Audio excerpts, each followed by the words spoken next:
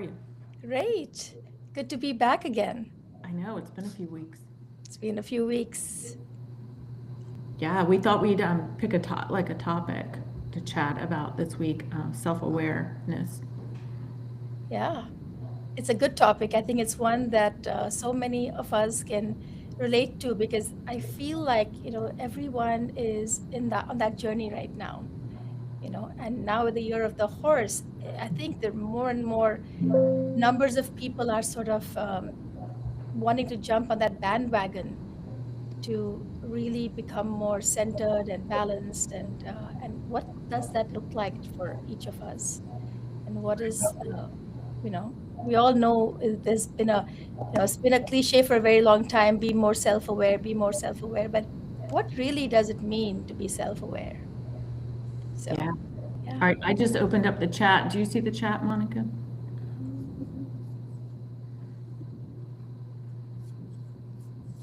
That way we can I'm both. looking, hang on, I have all these pop-ups that have come on.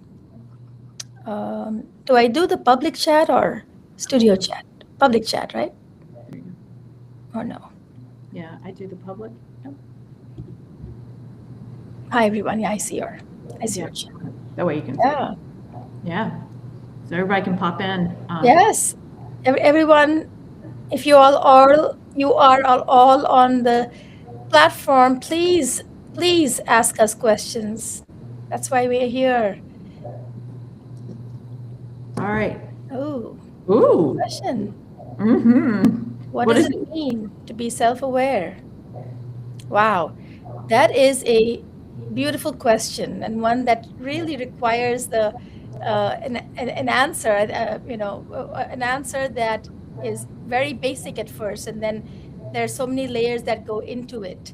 The first question, the best way I can describe what awareness is actually, what does it mean to be self-aware?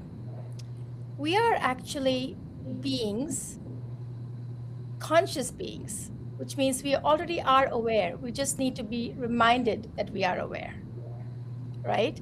How do we tap into that awareness? How do we pay more attention to being aware of ourselves? So it goes back to the entire conversation we've had before many, many times over, which is at the basic essence, who am I? That is a question to ask or to be asked is, who am I? Am I my thoughts? Am I my body? Am I part of my mind? My mind is a part of me, but is the who is that awareness, or what is that awareness? That is the biggest question. And I think this might be something that each one who's listening can arrive at that answer yourself. We can give you the answer, but it's more fun when you are able to arrive at that answer yourself. So the best way to describe it, if we were to give you a tool or maybe some instructions as to how you can go about even doing that, because it's just like a massive world out there. We don't know. I mean, we're asking everybody to sort of, you know, come closer inward. That's really what we're asking. The world outside is the world outside. It's like a drama. And the more we can bring ourselves inward, and that might require, first of all, peace and quiet, really silence, because in that chaos, it's very hard for us to find pockets of quiet time. If you're always on the phone, or you're always listening to music, or listening to the news, or listening to people chattering, or you're in that mode of the external, what can happen is, if you're in that mode of the external and we're already pulled into that, being more self-aware can be a little harder because we are all pulled into that drama. Does it make sense? Mm-hmm. So maybe the first step is really to quiet the noise within. So we can't have control over other people because they will continue to do what they're doing and to say what they're saying and to behave the ways in which they are behaving. But how can we then allow ourselves to not tune them out, but not necessarily tune them out, but walk inward, walk inward, and find that peaceful space because we all have that. And it resides not in the mind, definitely not in the body, but it resides inside the innermost recesses of our heart. Those of you who've been working with me for many, many years, you know that the heart is such an important part of who we are. We have the organ heart, but we also have the heart that is part of the spiritual um, aspect of us. Okay. So this could be a very long discussion, but I'll pause here because I think we have more questions. And Wendy, would you tell us what the next questions might be, if Sure. there are any? Yeah. At blue feather, gray feather, awareness for me now more than ever is to be both aware of self as body and self of soul and self as God or source. Wow.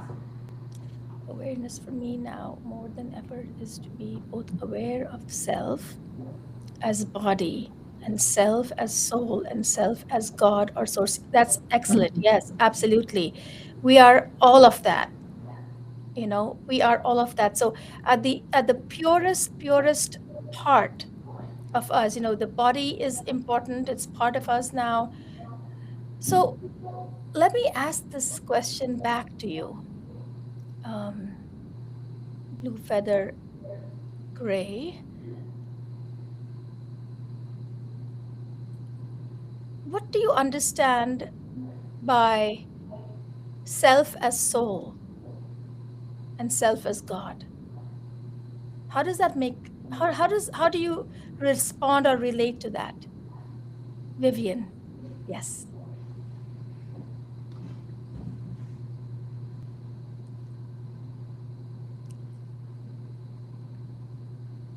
You can respond with a text back and we can read it out. How does this make sense to you? Self as soul. That's correct. What Mhm. is soul? But maybe we can describe and explain what the soul is. Wendy, what do you know about the soul? What is soul to you? Mhm. Soul is, to me, is the real essence of who we are. Hmm. So not being defined by this body. I think we're kind of programmed to be thought of as this body, this physical Right. avatar that we inhabit, but that's just a piece of it, right? So to be aware that we come from somewhere else. And I believe we're just an aspect coming down and having an experience here, Yeah, you that's know, correct. kind of an aspect of God coming down, um, and experiencing. And experiencing life here, Mm-hmm. beautiful life, right? So Mm-hmm. if we know that to be true, and Vivian has shared that the soul is bigger than the body and the source is larger than the soul, a total truth outside body, mind, and illusion. Correct. Mm-hmm. That's correct. So, how does one live life from that vantage point? What must we do in order to live life from that vantage point? And how might our lives look if we lived life like that? If each of us had a role to play, right?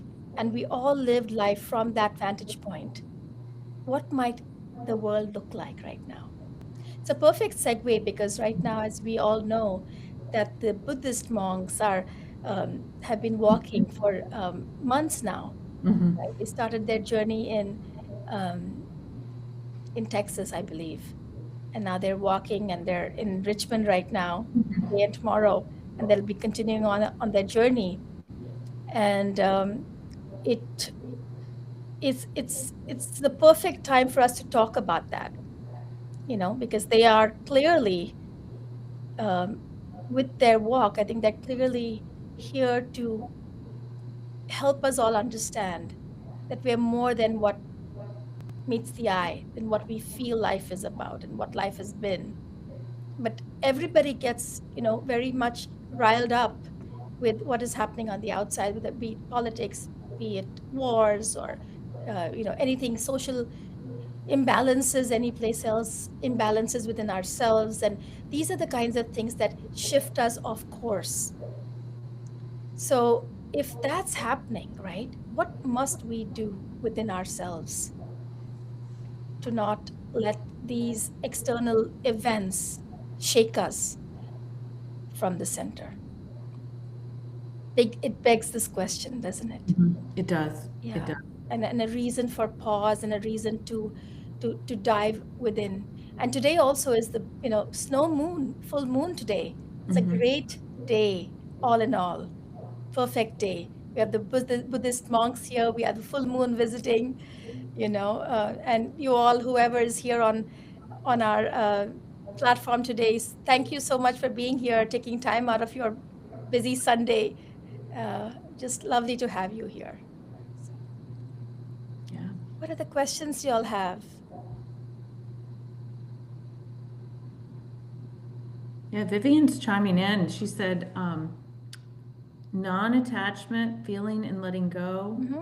ego can Mm-hmm. make us too attached to the body and feeling. Yeah. Yeah, that's true. Ego can make us feel very attached to the body. Exactly right. And feeling. And so one quick mention on, so for example, we all have to go through this one time or another. Um, we tend to, more than even the body, we tend to identify with thoughts or feelings, right? Most of us at any given moment, our mind is always, filled with so many thoughts that come to us. What happens when we are identifying or associating ourselves with a thought or an emotion? What happens?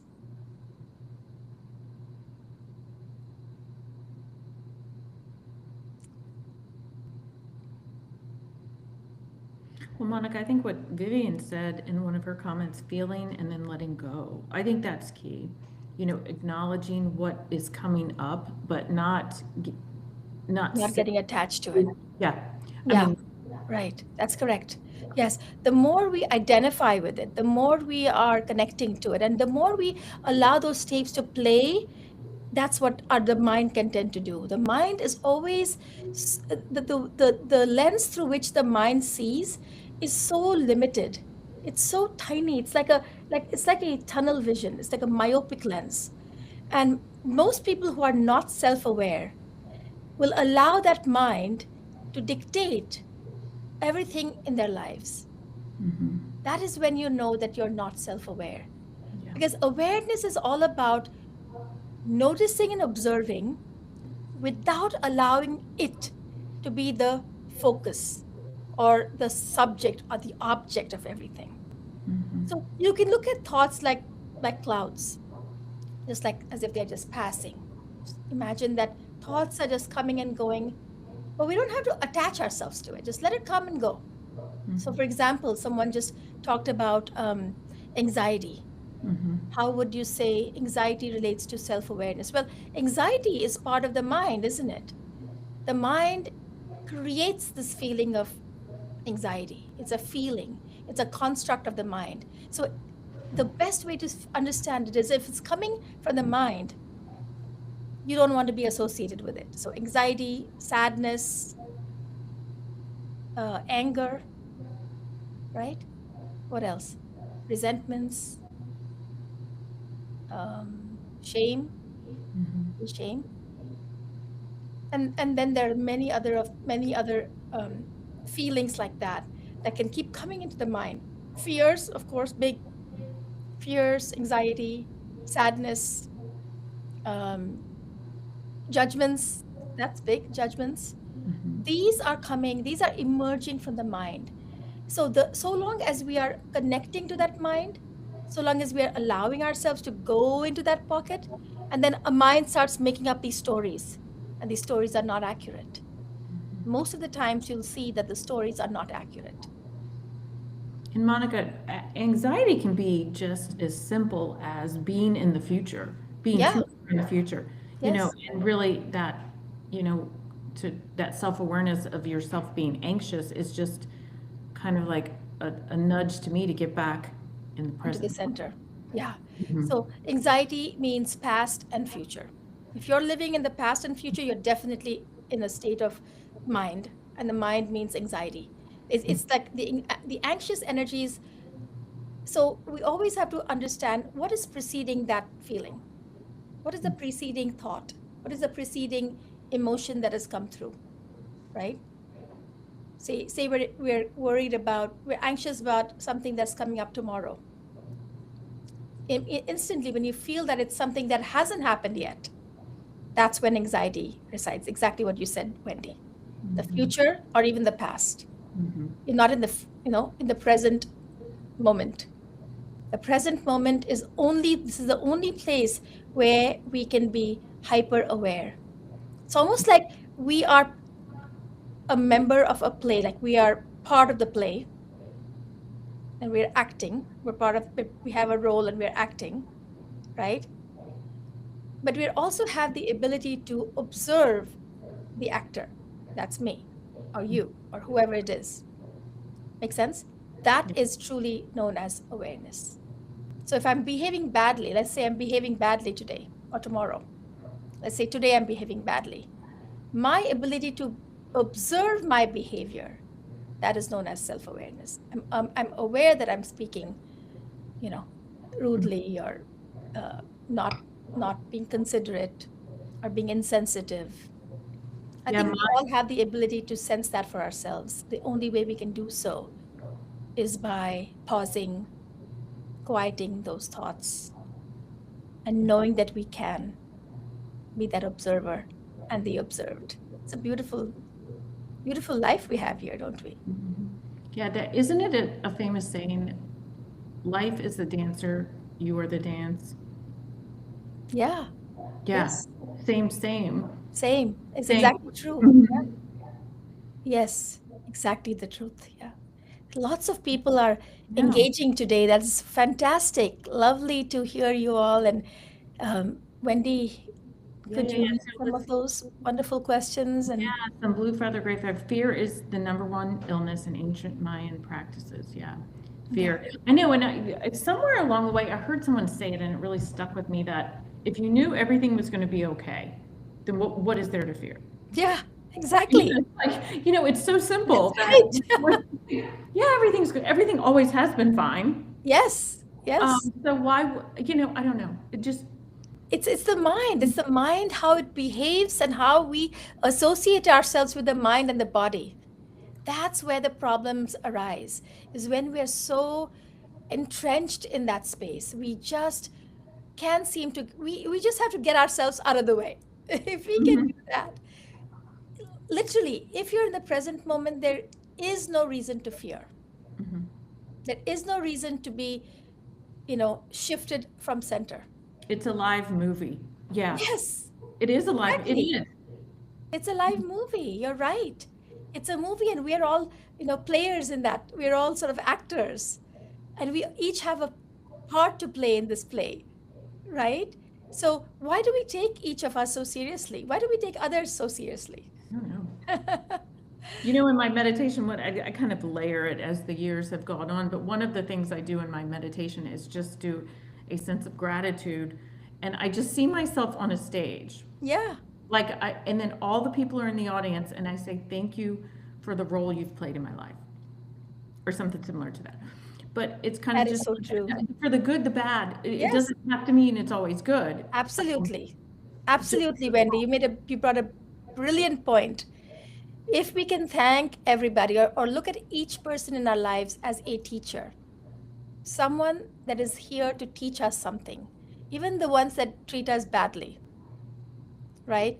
yeah. They are also our teachers. Mhm. So I was joking with somebody recently that I think you should send a thank you note to the person who treated you the worst. And this person looked at me and said, You're kidding, right? And I said, I'm not kidding. I mean it. Because think about this. If that hadn't happened to you, if this person didn't do this to you, would you be where you are today? And it really made sense to that person. And he said, you're right. I would not have journeyed, taken this journey of self growth and Mhm. self awareness and spiritual growth if those situations hadn't occurred in my life. Well, you want to hear a funny story? I had an apartment in New York, and when we moved in, it was, let's see, it was like on the fourth or fifth floor. It wasn't like anything, but they called it the penthouse, which it really wasn't. It was just a regular old apartment building. But it was called PhD, so Penthouse D. Ah, And I thought when I saw it, I was like, oh, that's really interesting, PhD. But the experience I had with the people in the apartment was such a difficult experience that I felt like that was this like graduation to another level of myself, another level of restraint, or no, however, without getting into the details, but it really was a learning thing for me. But I think that when you, and that's another way of like really being self-aware, like paying attention to what's in front of us, yeah, exactly, Yeah. exactly. Oh, there's so Oh, yeah, much yeah, catch great up. questions and chiming in lots.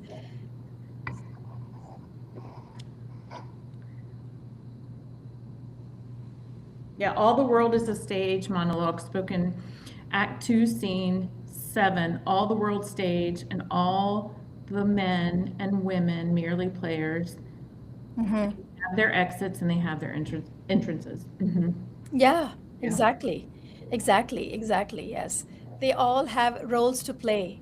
We're in the world stage, you're right. Mhm. Very well put. Beautifully put. Thank you. Yeah. And we've got another one chiming in. Self-awareness to me is always knowing why I act certain ways and continue with the same patterns and learn the tools to control that, and also knowing my capabilities and limits. Yep. Yes, true. Yeah. Self-awareness is definitely that too. There's so many layers in how we understand ourselves and with that with just what we shared earlier about how each individual in our life, I mean, they are here to play certain roles. And prior to taking birth, we already have selected these players who will intersect with our lives at some point. Some stay from the moment they enter your life, they'll stay with you through the end, and then there'll be some that will come and go. Mhm. And each time they come in and each time they leave, you know, even if their time in your life is very short span, they still had a role that they played with you, in you, and you played a role with them. You're trying to help them, they're trying to help you, and seeing it like that will be less damaging to us than if you see it like, oh my gosh, oh my goodness, something bad has happened, Mhm. and we take it like that, and we get really, really um, sort of, we get upset and we hold on to those energies for a very long time. And when we hang on to those old negative energies, it really does create havoc within. Mhm. We've all seen that, health Mhm. wise and every other wise, emotionally, mentally, spiritually. It can really create damage to us. So it's very important for us to be, you know, aware of ourselves, our abilities. And what do we always say? Let go, let go, let go. That's why letting go is so important.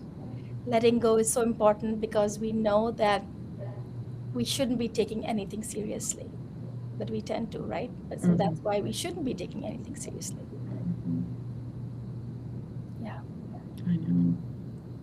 I know, but self-awareness can come to me in an energetic way too, because I know sometimes like when I'm driving and I'm going 25 miles an hour in my neighborhood. I'm not going fast. And I'm not doing anything I shouldn't be, but people will stare back at me like, give me a dirty look, and I'm thinking, well, it's not my car, but it must be my energy.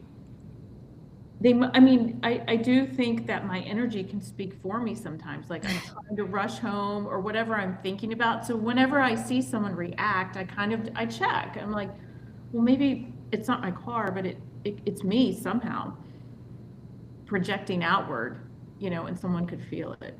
Someone can feel it and they are You can feel it. perturbed by it. Yeah. You're perturbed by it. I know. So I mean, that sometimes I check that. That's a way I check sometimes. Yeah. You know, like it's not even what we're saying. It's just like our being is emanating out. That's a good. Generally, I'm irritated about something. Yeah. When it comes Yeah, if you're to irritated about something, yes, you feel it. yeah, yeah, right. Yeah. Maybe No. those cars are honking. Stop, Wendy, stop. Mhm. Right?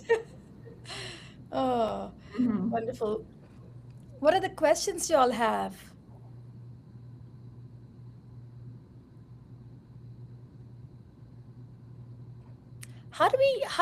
So someone's talking about patterns and learning the tools to control the ways in which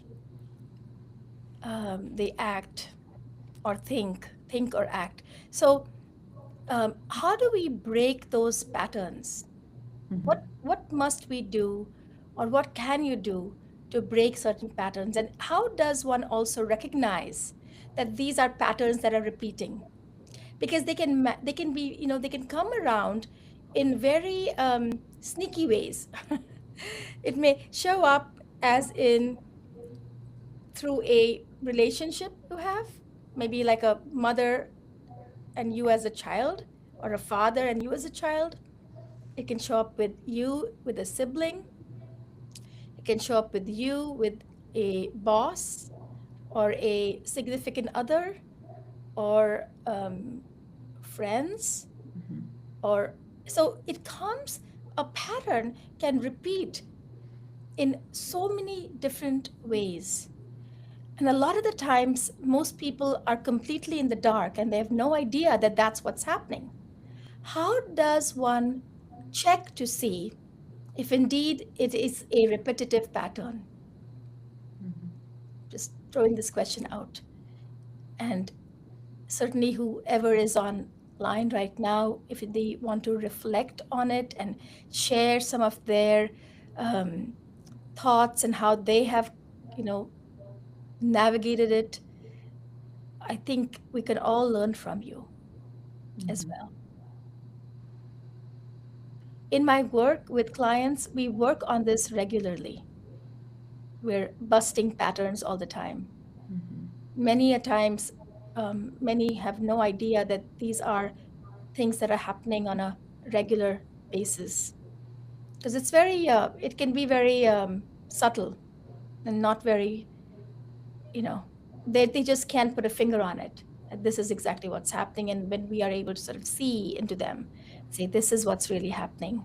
Do you recognize it, that when you were a little child, this is what happened? When you were in high school, this is a situation that you went through. And it wasn't addressed at that time. So then it showed up again, and it'll repeat over and over and over again until the lesson has been learned. And once the lesson has been learned, it just simply goes away. It's that beautiful. Mhm. We see it time and time again in our work. Okay. Um, Allowing pain and illness to take hold and learning through Monica. Okay. How to let go. Yes. Right. Pain and illness. Right. Exactly. So pain and illness can come about from those energies that we hang on to when people treated us a certain way once upon a time. Could be 2 years ago, could be 5 years ago, 10 years ago, 20 years ago, 30 years ago. Doesn't matter when. And sometimes it's also a byproduct of a previous lifetime. Mhm. Many a times when we've done work, when we channel energies on clients, we can see previous lifetimes and specific incidences that they've been through in a previous lifetime, whether it's themselves or it's connecting to a ancestor, and how that can impact and affect them in the moment now. And that's a lesson for them to learn, something that they have to learn, and it's so important for each person to be living from an expansive state. And the more when we start the journey of self-awareness, that really does blossom like that, and we begin to feel, and it's just a knowing. So many people I work with will say, Monica, if you hadn't told me this 10 years ago, I wouldn't have even been open about this. And now that you've shared this with me, I'm feeling things more, because our soul remembers, right? We have not merely been in this body, this soul has traversed through lifetimes. It remembers. Once we create this little opening, it's like a little rip in a fabric. When we have a little rip in the fabric, and the rip keeps, it keeps, the hole keeps widening. You know how quickly it can rip completely? It's like that. Once we get you a little opening into your growth, that it just keeps growing. It's a beautiful journey. It's a beautiful journey to sort of go beyond the awareness. Awareness is always there. It's always there. We are already to recognizing that I am, that I am, that I am, that part of me that is connected to everything, that is always around, is always there. It doesn't ever go away, even with the bodily death, the clinical death, the body dies, but that beautiful soul lives on, never dies. And in Hinduism, in Sanskrit, we call it Atma. Atma, it's always omnipresent, it's always there, it's always there, it doesn't ever go away. And that, if we can associate ourselves to that part of us, that we are that is the journey, if we can really, really learn to embrace that aspect of us that is always there, always present. This is a challenge I place on everybody here today, and those that are not here right now but will be listening to it you know in moments from now. So Yeah, there's one more. There's nothing to fix, just accept and then let it go.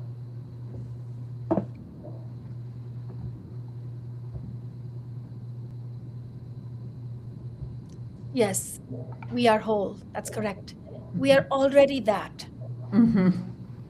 And almost the funny thing is, the mind believes that we are not, but we already are it. We already are it.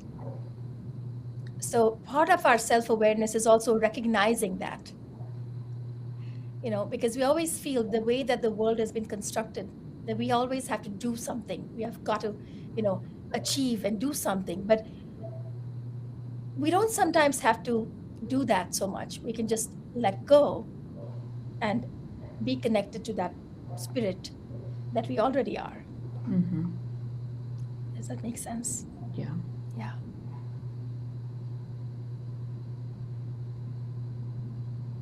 Yeah, we, the foundation had a conference yesterday. It was our Healing Arts and Medicine conference, the Mind Body Connection. And one of the things that came up, or that I think is worth repeating here is, like when we talk about different things around the mind body, there's a lot of focus on what is wrong with you. But if that conversation could be different, instead of like a doctor saying what is wrong with you, it's what matters to you.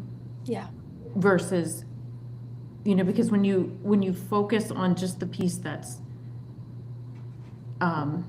needs attention in the moment, that your awareness goes just there, right?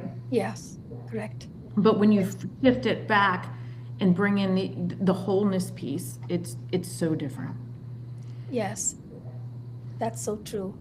Yes, and also I think there probably needs to be a little shift of how we understand health to be.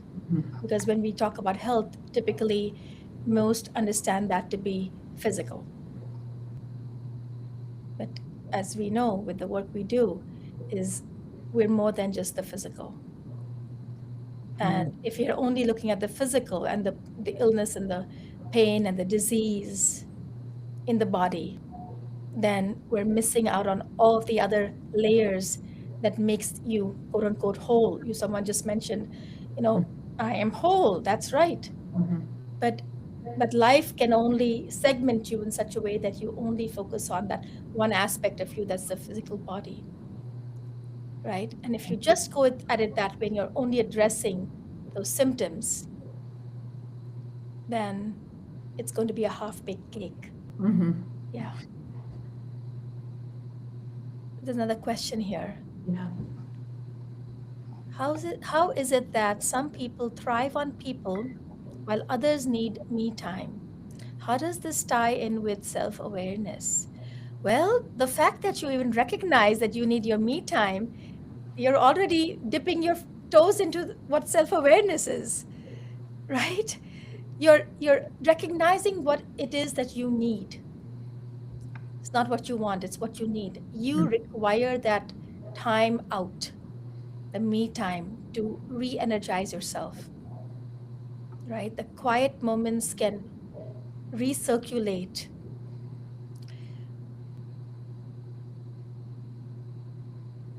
Also recognizing that when you feel that way, perhaps you're feeling drained.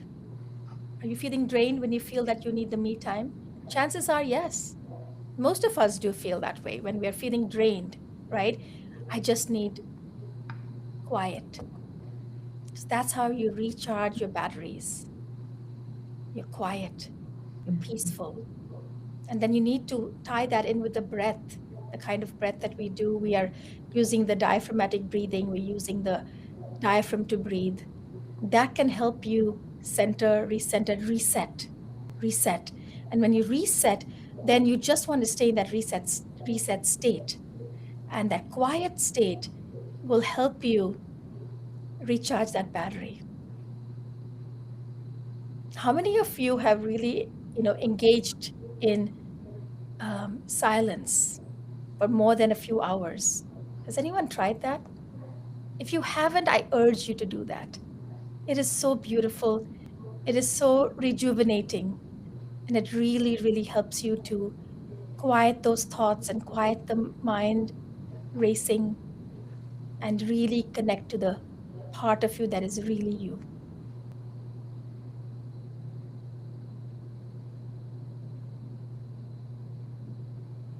Monica, and I found, and being unapologetic about it. I mean, we don't have to tell people why we need me time or why you need to meditate. You just do it. And then I found that it kind of opens up. That time presents in a different way where I'm not distracted or my schedule will clear. I'll have, and then I'm like, oh yeah, I can squeeze that in. And I don't know. It just, like that, it just becomes expansive. Expansive, yeah. Hats off to you for knowing that you need the me time. This is really beautiful. Yeah. What other questions do you all have? Did we miss anyone's questions? I think we were getting them as we go here.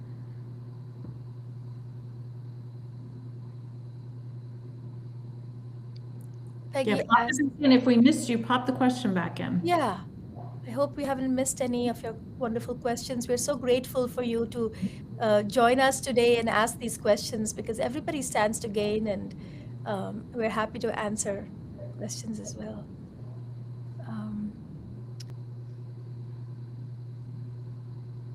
Somebody asked a question about trauma.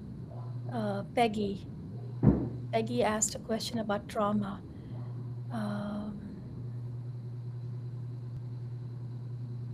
You see that a lot in your practice, don't you, Monica?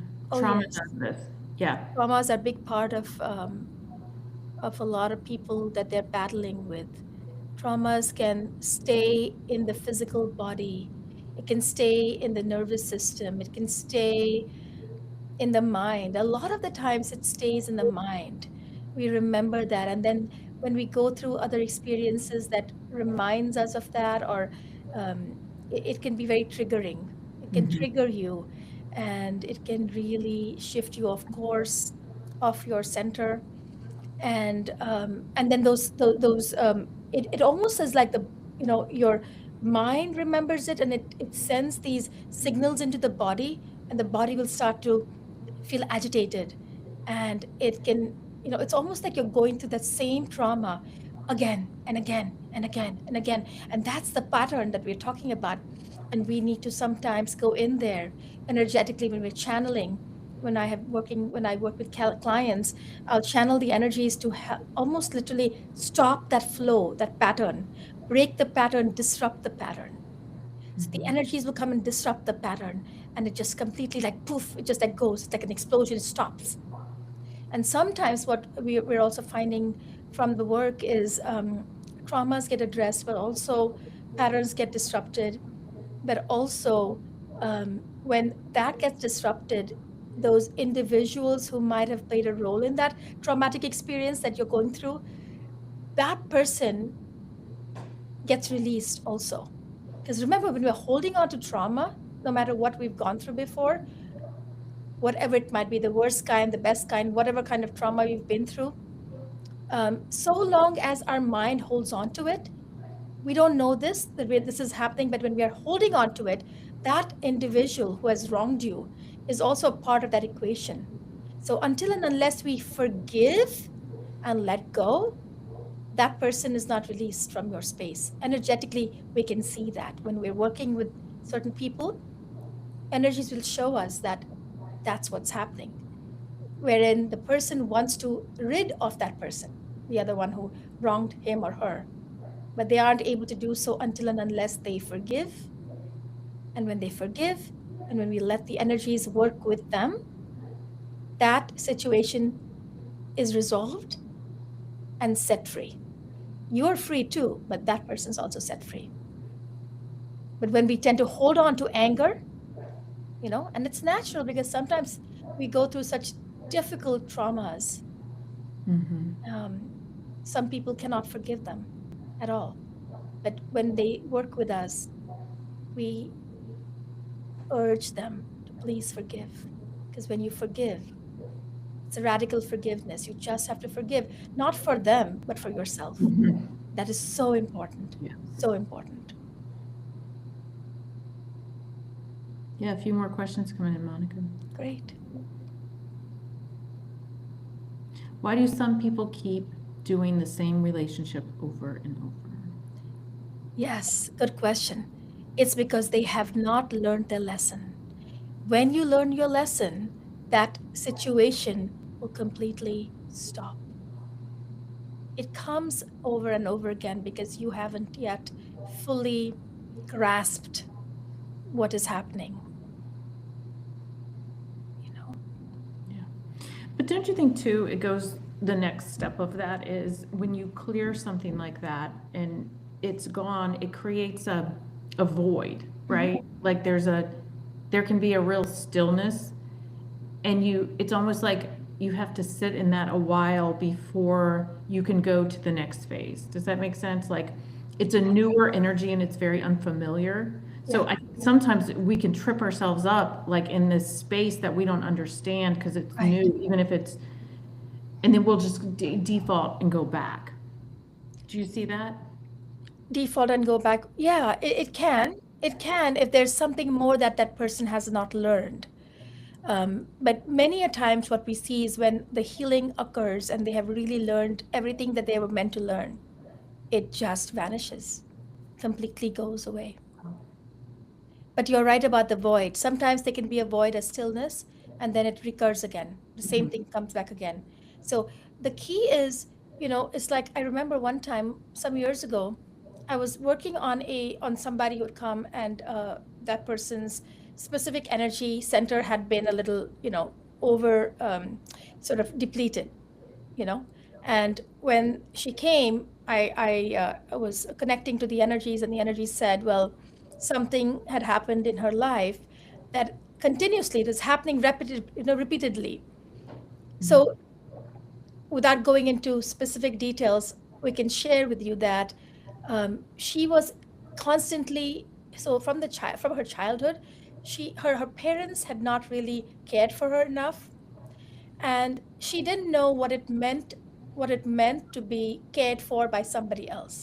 Her default was to take care of other people all the time. So she did that throughout her childhood, always caring for her mother, then caring for her dad, caring for her grandmother, caring for anybody and everybody, but really not taking care of herself. So her whole life went like that, with her caring for everybody else. When she got to the point where she started working with us, Energies in May, um, the first time she came to us, we saw that. We sensed that she had completely been, um, she had given of herself so much that she was depleted. Her energies had completely depleted.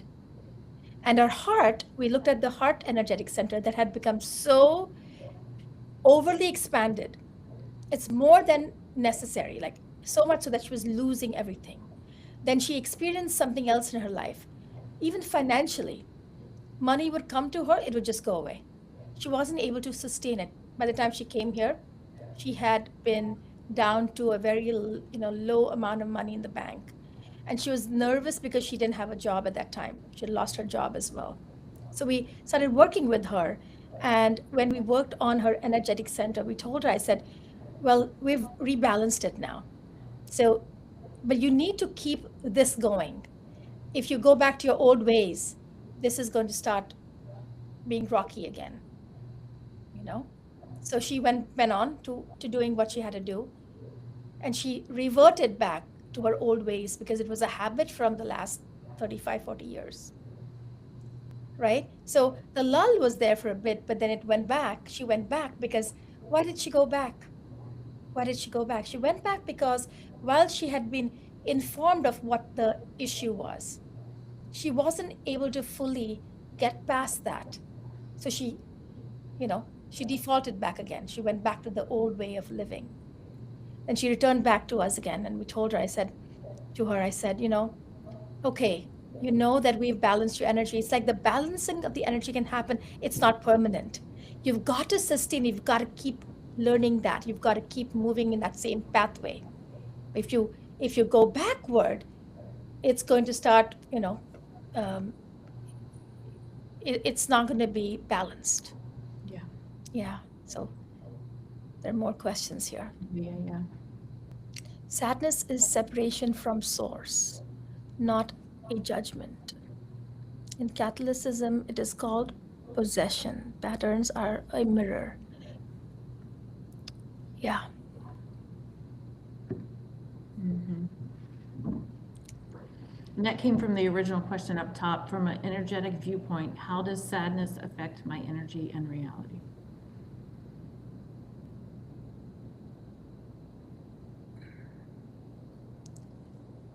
Okay, good question. How does sadness affect my energy and reality? So, when you feel sad, the first question to ask yourself is, am I feeling sad from my mind or from my heart?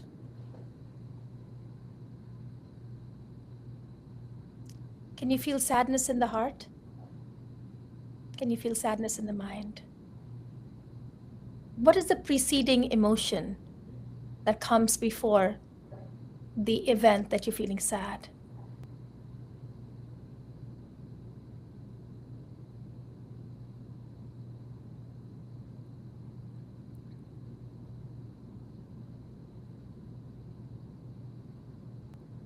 So let's go back to the question again, the previous question. If we know that we are connected to the divine, we are already whole. Being whole means you're already centered and in sync with the divine energy, the all energy, the part of me that is connected to source, the part of me that is connected to all that is. We all understand that, don't we?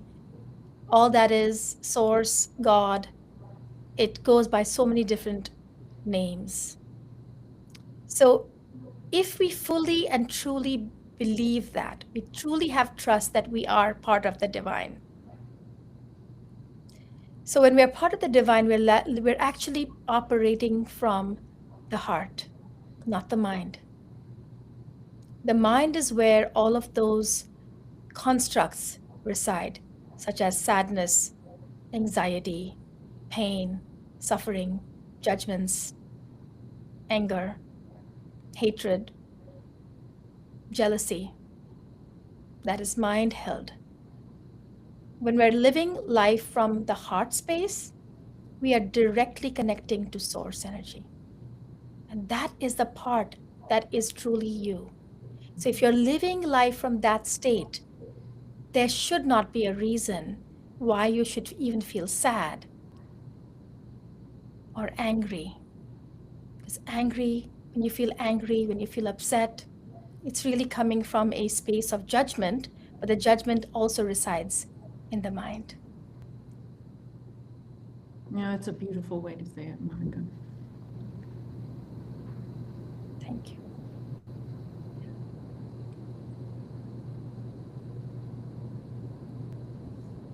And Monica, don't you think it takes time, to be self-aware? I mean, sometimes I would recognize what I was doing, and I wouldn't, feel bad about it. I would just know, oh, wow, okay, and then try to correct it again. But it takes time. It takes time for us to recognize ourselves. There are too many layers within us. It's just not one simple one-step process. There's so many layers that come in between our life, and it's meant to be like that. The funny part of our existence is that when we take birth on this earth, we don't remember any of our previous lifetimes, and there's a reason for that. So that we can learn to live life free and in a state of joy and in love, and being totally connected to love, because we just are that. We are love, are we not? We are. But part of being self-aware is knowing that we are just love. The truest essence, that is love. Yeah. That's what source is. Source is love. And I experienced that from the near-death experience that I had, 15 years ago, 2010, when I was clinically dead. The soul left the body, or rather just rose up.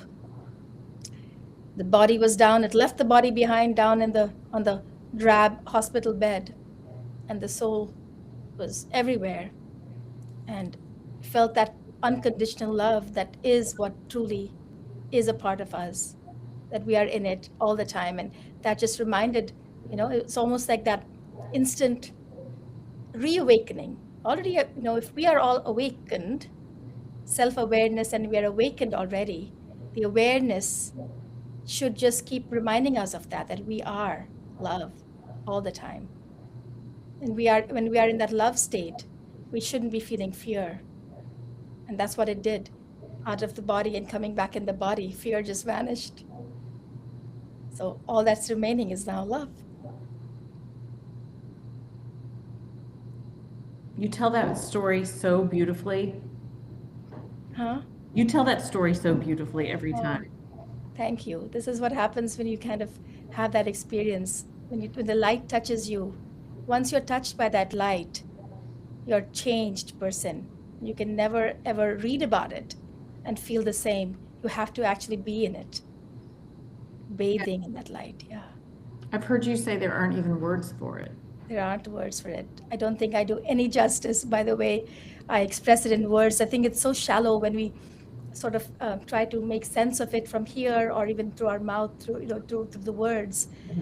It just doesn't have the same impact as it did and as it does when you're in it, and just having that experience. It's so beautiful and magical. There just aren't any words to describe that. I've tried to paint it as a painter, but I don't think it does that. I don't think I can feel, although there are lots of people who have said that when they see the art, they can actually feel something moves for them. But It's a beautiful experience, and one that I feel we can all learn from. Even though you all have not gone through it, I feel that when you are connected to it by way of reading somebody else's near-death experience story, or someone who's been through an experience, I think everybody stands to gain. Yeah. I know. I like I've listened to a lot of podcasts and read books on similar accounts, but I think it just, for me, it makes me feel less stuck here. Yes, You know, definitely. that there is, I think we're all looking for an answer or a solution to something in our current lives, but there's just like you said, expansive freeness to it. Liberation. It's really Mhm. liberation, and you just feel so free, so liberated. And everybody can feel that again. That's who you are at the truest essence. You came on this earth like that, free, unhinged, untethered. That's the true you. That's the true soul that you are. So once you recognize that, oh, this body that I'm a part of is an illusion. The thoughts that keep coming, they're fleeting. They're not meant to be staying here. If you just let life just keep moving, the letting go, letting go, letting go. Mhm. It's a fun way to live, really. Someone said, Wendy, it got so dark where you are. I said, I know, because gosh, it's what, almost 6 o'clock? I know, I wanted to get up and turn the light, but I didn't want to disturb the live. But can you still see me okay? Well, hopefully, all of the people that are on this platform, your light that you're holding will lighten and brighten up Wendy's face too. Right? We all have that light within us. And each time we become more and more self aware, that little flame that is in within us, it starts growing bigger and bigger and bigger and bigger and bigger and bigger. And the bigger it gets, each of us plays a role in lighting each of our candles. How Mhm. wonderful is that? I think our world is ready for bright light to come through. 2026 marks that beginning, I feel. Yeah. I really feel that deep down within. Hmm. I do too. Yeah. Does So anybody? exciting, so exciting. A lot of good things to look forward to this year. Yes. I know, Monica, what do you have on the calendar this year coming up? Oh, you know, as we've been saying, we have to be in the present. So at the present moment, everything is amazing. We don't know what tomorrow holds, but all we have, you know, uh, we have the ability to just feel for right now, the moment right now. And we all can celebrate this today. Today is the day of celebration with the Mhm. full moon, and everything seems amazing right now. I hope for everybody too that it's I a know everyone joining us and everyone watching on the replay. And yeah, we will check, if you have other questions that come up, we will check the comments, yeah, as time goes on. definitely. And we're so grateful to all of you that showed up today and asked questions and have been very engaged. Thank you, Vivian. Thank you, Girija. Thank you, Miguel, Mike, and whoever else. There was somebody else who also was very engaged. Peggy, yes. Mhm. Uh, I don't want to miss out on anybody here. Yeah. Um, Meg, Megan or Meg Gabby. Uh, Thank you so much. We're so grateful that you could join us today, and we'll be back again. I know. We look forward to having you join us again. Yeah, before we leave, if anyone wants to suggest a next topic for the next live, let us know. How can they reach us? Sure, Monica, share, they can find me, Wendy at benjamingoldbergfoundation.org. post the podcast. That's the easiest way to get me. And Monica, you want to share your email as well? Yeah, Put sure. it in the chat here. Should I just put it in my chat box right? Yeah, I'll put mine in. Okay, I can put that.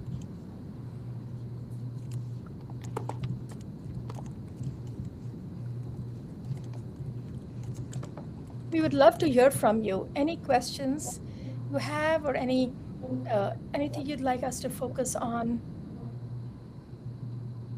Someone said thank you for the channeling. I'm going to rewrite. I think I made a typo error here. Hang on. It's rao.monica@gmail.com. Okay, that's the correct one. The second one is the correct one. Okay. Wonderful. Yay. All right. We'll see if anything else. Someone said thank you for the channeling. I could feel it. Oh, wonderful. Yeah. So amazing. All right, Monica, we'll wait to hear what, and decide what topic we'll do next. Yeah. Now. Yeah. Hopefully in a week or two we'll be back. Yeah. Yeah. Everybody, thank you. Thank you for your engaging questions, and thank you for this lovely conversation, Monica. It's always a pleasure. Thank you, Wendy. Thank you for having me back again. Thank you. All right. See you guys. Bye. Bye.